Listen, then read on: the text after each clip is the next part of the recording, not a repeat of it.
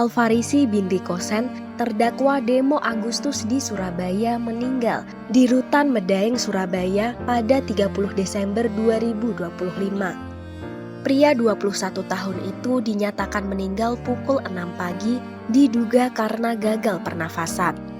Kepala Rutan Kelas 1 Surabaya mengatakan Alfarisi sempat ditangani di klinik, tapi nyawanya tak tertolong. Dilaporkan Alfarisi sempat mengalami kejang-kejang. Berdasarkan keterangan keluarga, Alfarisi punya riwayat kejang sejak kecil. Alfarisi sempat ditangani di klinik, tapi nyawanya tak tertolong. Dilaporkan Alfarisi sempat mengalami kejang-kejang. Berdasarkan keterangan keluarga, Alfarisi punya riwayat kejang sejak kecil.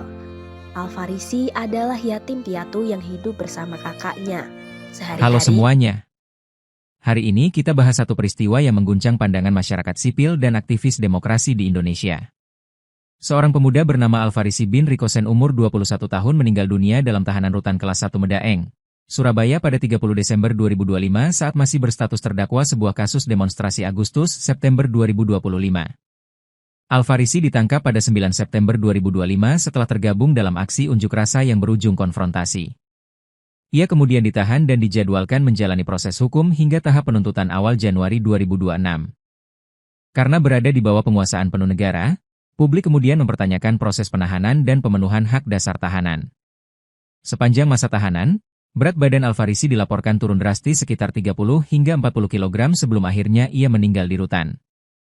Masyarakat sipil, termasuk Kontras dan beberapa legislator, mendesak investigasi independen dan transparan atas kematian Alfarisi. Mereka menyatakan kematian dalam tahanan adalah tanggung jawab negara penuh, harus diusut tuntas, dan menjadi cermin perlakuan terhadap tahanan politik di Indonesia.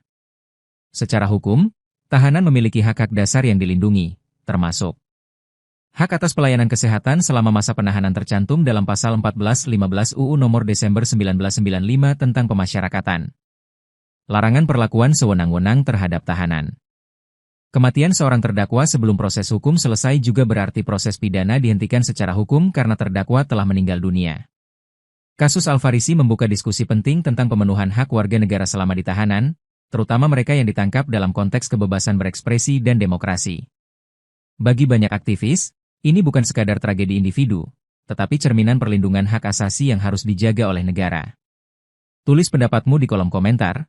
Dan jangan lupa like subscribe untuk lebih banyak ulasan sosial demokrasi Indonesia.